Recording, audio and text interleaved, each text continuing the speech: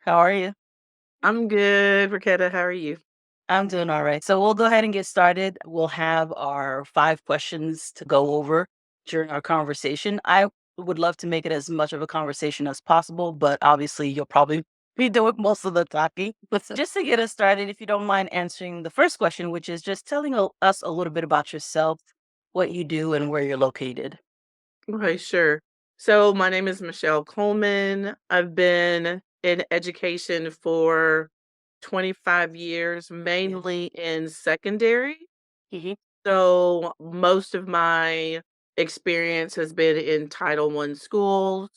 So I've been a teacher, Right. I've been an instructional specialist, a assistant principal, and now I am a coordinator helping students get both of their high school diploma and a work based certification. Okay. So I've been doing that now for less than a year. That was a job that I had previously. It is a topic that I did my dissertation in. So it's a job that I feel like it was meant for me at this point in time in my life, so I love it.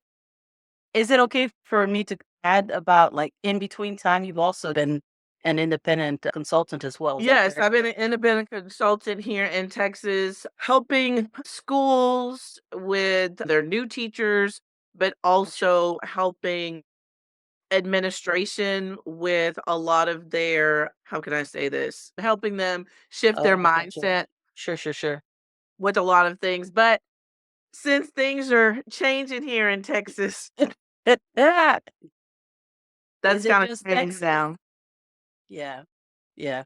No, thank Yeah, you for so a sharing. lot of it was, like, really focused on asset-based Gotcha. and how we see not only our students, but our community as a whole. Yeah.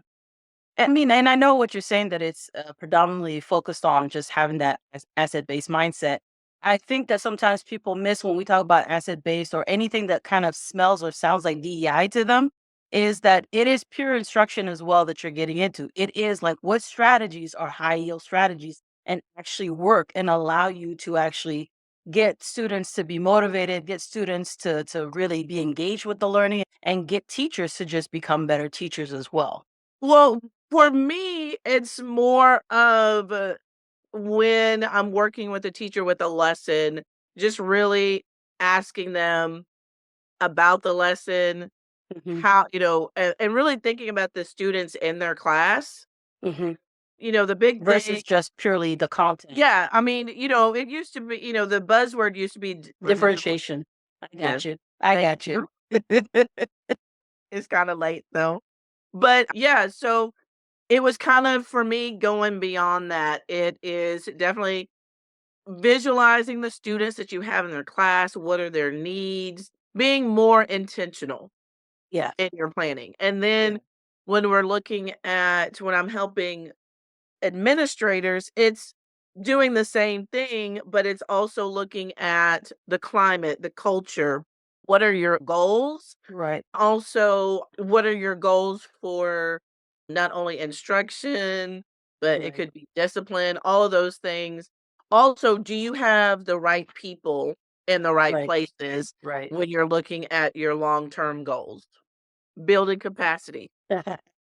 And That's the other thing. Building and I capacity. know that was kind of a mouthful and kind of that went a different direction than what our typical questions are, but I just wanted to bring that point in because the idea is really that you're looking at all complexities within what it means to teach in a classroom or to be in a school and to be an educator. We really can't just I was a secondary teacher too. Like I love my math and everything, but I'd be teaching myself if I'm just focused on the content. I think that's Right. sometimes what we forget when we start having conversations around why are you worried about this, that, or the other? You're trying to indoctrinate. You're trying, no, I have to think of my students because I'm not the one that needs to pass this. Like, Well, but it goes more of if you're looking at certain aspects, it's not just looking at the student, right? It's yeah, because it's the support right, right, that you're looking at. Like, what are we doing in order to educate our parents? what our instructional goals are, what our assessment goals are, right? And Right. it kind of goes into what I'm doing right now.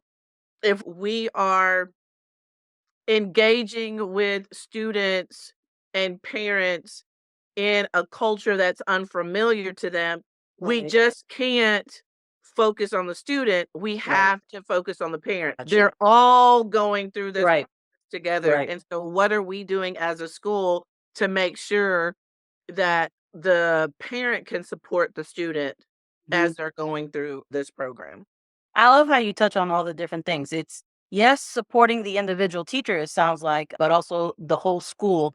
You're thinking of the system as well and how that is Yeah. able to actually achieve its goals, which is, to your point, supporting students and their families because they're together.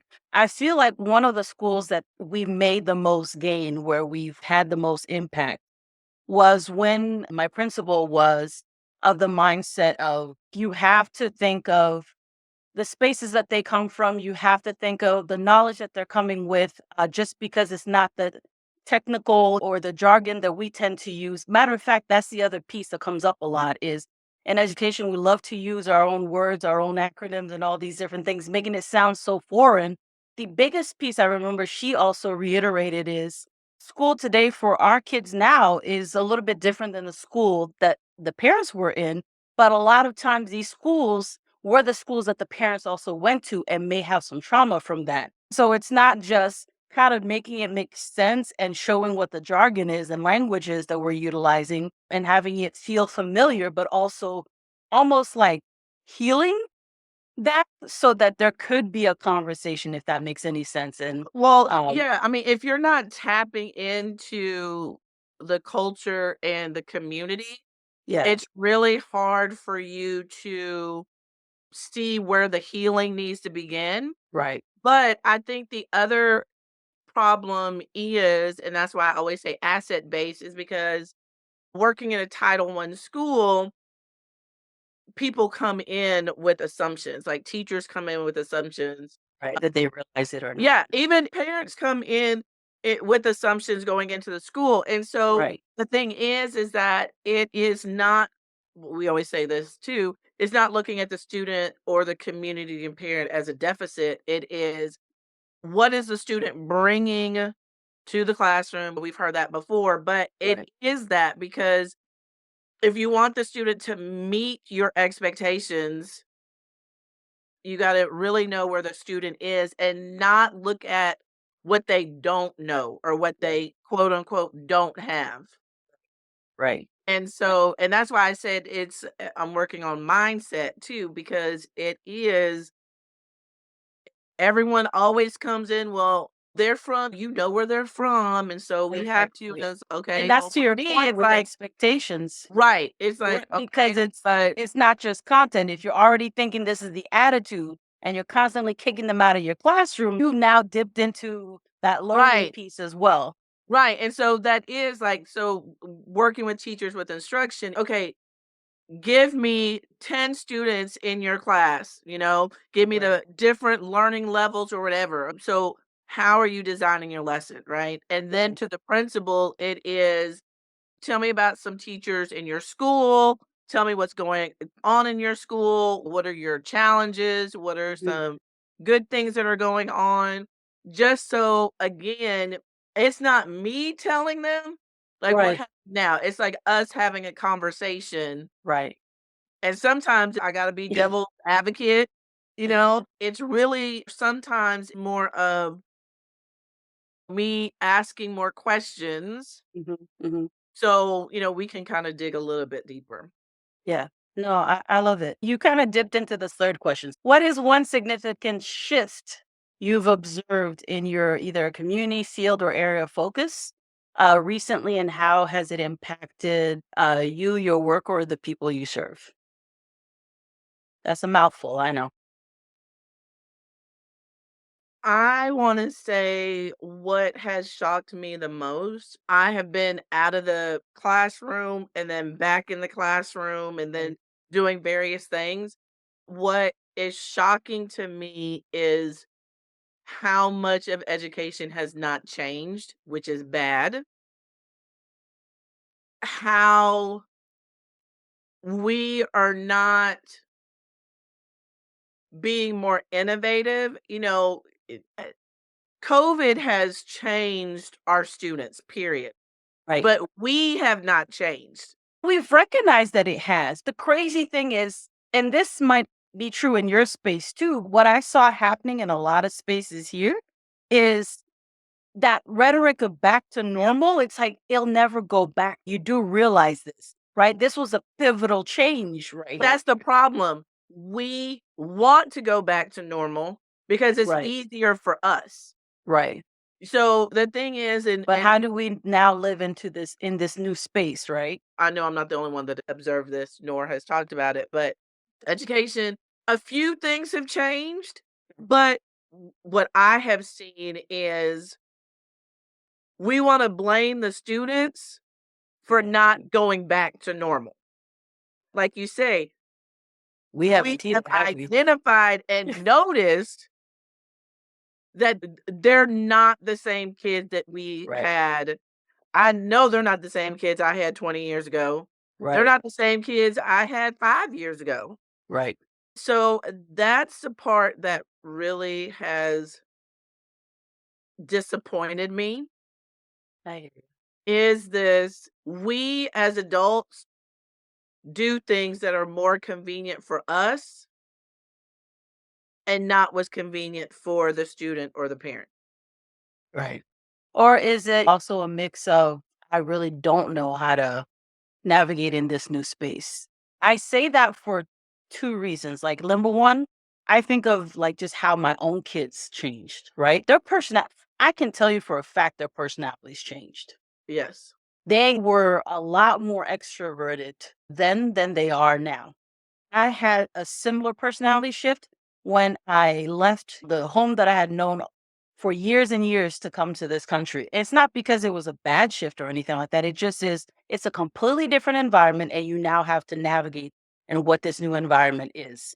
The second thing that I bring up is I sat through this grief training. And it was this idea around not just where mourning, sorry, is the outer like reflection of whatever has happened or what's going on. And then grief is what's happening to you inside. And it doesn't always have to be about losing someone. It could be about just any loss type of thing. It made me think based on what you just said, like there has been this grieving process. I don't know that everyone's tapped into and has figured out, okay, how do I not just try to push it back or pretend it doesn't exist, but how do I kind of actually like grow through this? I mean, And I could be wrong, but that just, I agree to a certain extent. I also think it's resistance, right? And yeah, the reason why I say that is the program that I work for, right? Or I work in it's- is you have to have a different mindset. yeah, You have to see our students, and our students have to see themselves differently. However, when you bring your old ways of teaching into a new innovative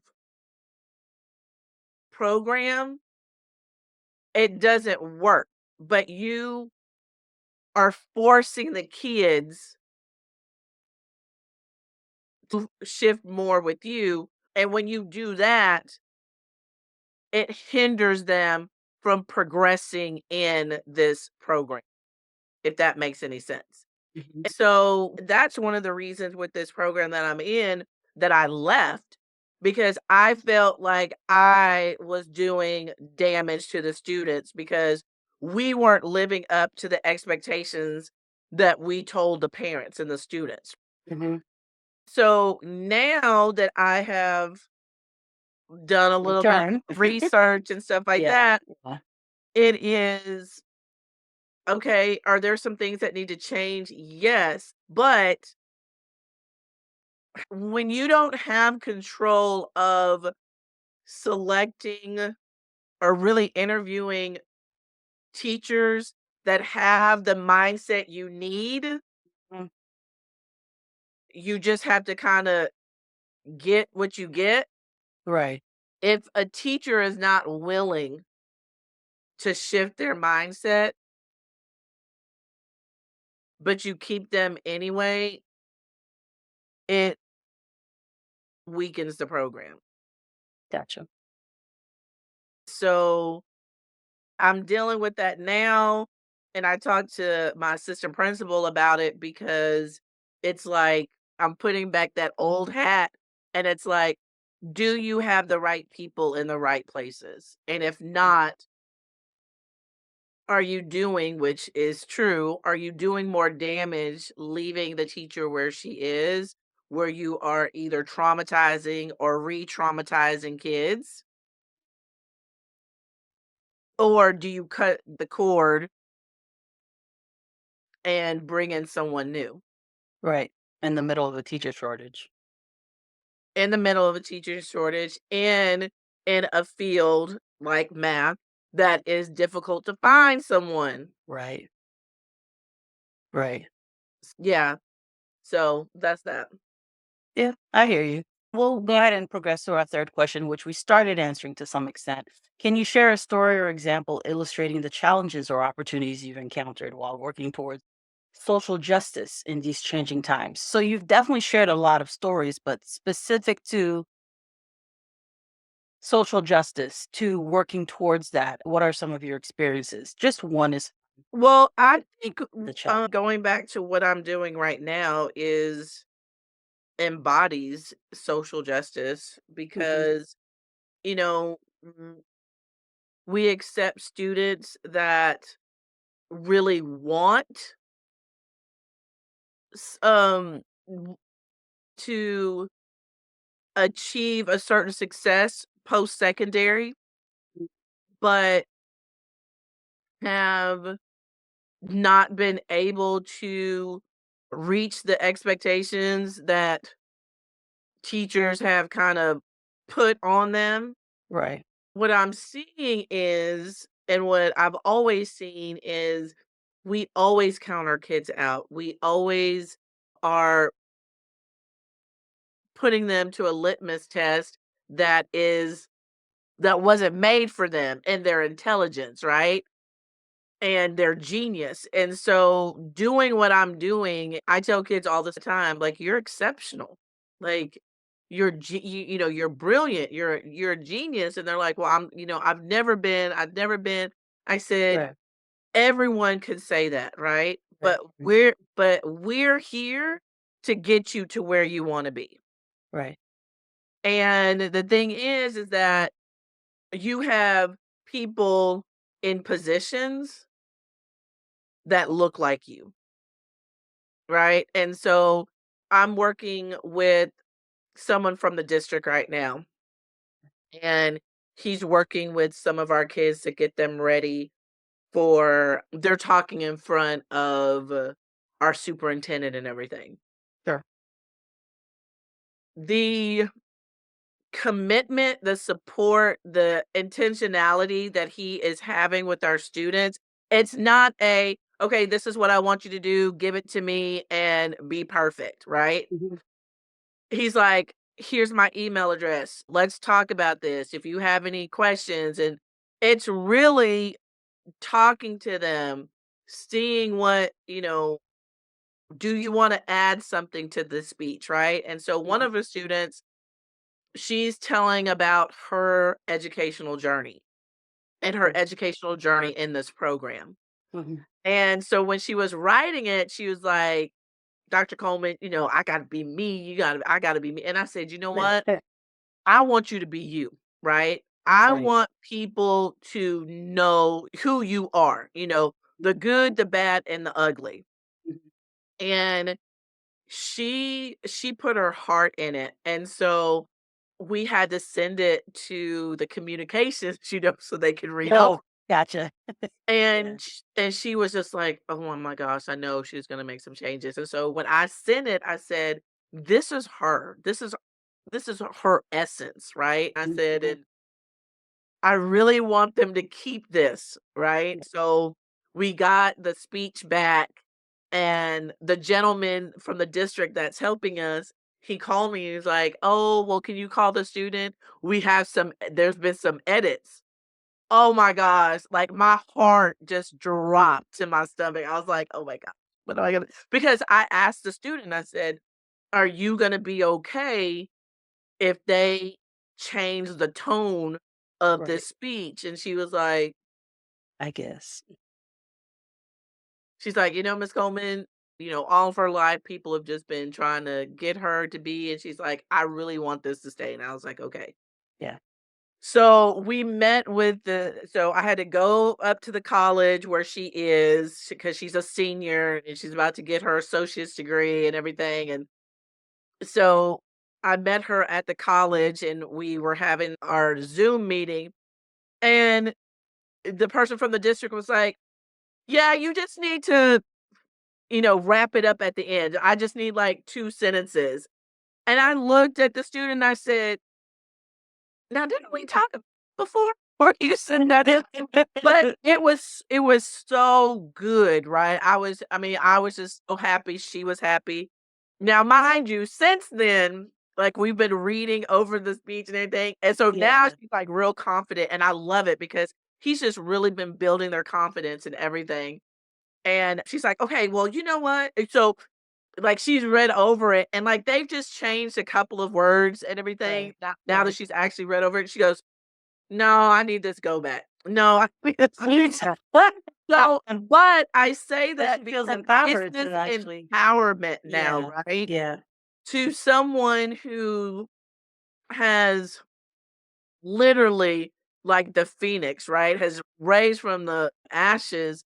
And just to see her, and like I write to him all the time and I just say, just thank you just for pouring in Right. to our students and just giving them the confidence that they need, right? In order for them to empower themselves and push back. And I enjoy that.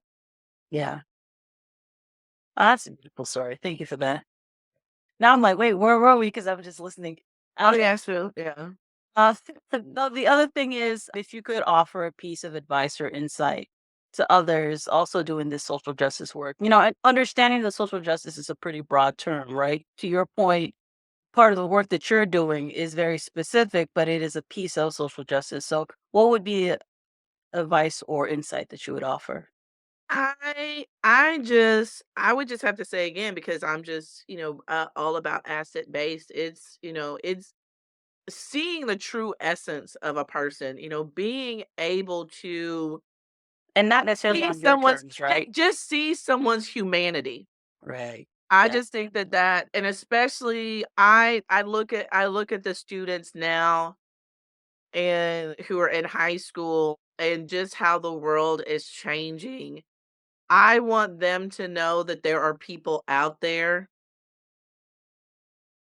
that sees them and who hears them, right? Um, and though we might disagree on things, but I'm never going to belittle you because if I belittle you, then what does that say about me and my humanity? Right. So I think that is the most important. I think the other thing is, especially working with kids, is helping them find their voice Yeah.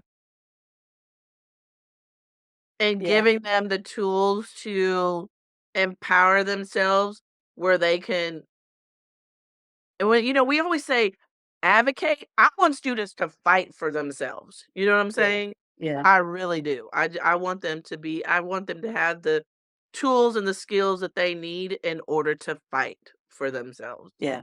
That sense of agency. Yeah.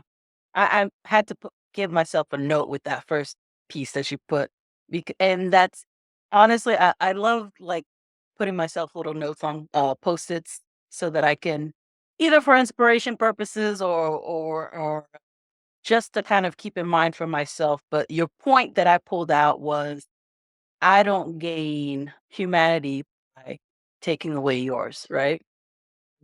There's probably a prettier way and better way to say it, but that's just what I wrote for now. So I really appreciate Well, you that. said it a You for lot that. better than I did, so that's Oh, thank you, thank you, thank you. All right, we're to our last question, which is what gives you hope or inspires you to continue this work? just love being with kids. They just I you know, w people say so much about kids, They'll tell you but what it is, though. they surprise me all the time. Like, I just now some of them I think to myself, like, "Okay," but they they're just yeah, they're amazing, but if you don't get to know them, you'll never see that. Yeah, You'll never get to know that. right. You might be at fault for kind of stunting their potential. Yes, exactly. I love it. Any other things? Otherwise, I mean, this was a great conversation for me. I hope it was for you as well. I Yeah, hope it those is. It just it because, we gotta go back to school on Monday, so yeah, I don't know, like, everyone's like, "Oh, so how do you like your job?" I'm like, "I love it." right. I do because I get to be with kids and helping them, you know, Yeah. move on to their post-secondary life. Yeah. It's pretty cool when you see that transition. I mean, I was secondary as well, so it's kind of a big thing. It's and not to say that it's not a big thing at elementary or middle school or anything like that, but it's oh my goodness, this is that transition, like the thing that you've been working on for the last 13 years, you know? I But think I think that's it, I going back to, like, with teachers, and I said, the best thing about this field is when you get to see students 10 years after they graduate, from high school. Because it's so I don't know funny. about that. They have kids and everything, and I'm like, I'm that Yeah, I old mean, now, I man. Come love on, it, man. but it's cool because now, like, I have 2 former students that are nurses, and I could call them for advice, Nice. and that is the most, like like, because 'cause they're, like, older, and I'm like, "Oh, you can call me by my first name." No. They're like, "No." But that is and, like, my job right now, I'm bringing 2 alums that I've stayed connected with Yeah, to come back and talk, so that is the gift that we get yeah. as being educators, is having our kids come back and not just only saying, because 'cause they're like, "Oh, you've done this for me," but it's how you're living your life, Right. that just makes me happy because I can just say, hopefully I played a tiny part. Oh, right, right. Hopeful and that should be the expectation that we do set, right? Not just Yeah. like, "Yeah, you passing this math class," but like, "No, the outcome should be this," right? Yeah, It's bigger than this space in this classroom, in this content, in this context. It's right. yeah. Yeah, because when I taught history, I mean, I'm gonna make you love history because I love history, but I I don't I would love to say that I made them love me. I Should, but I'm not gonna expect right?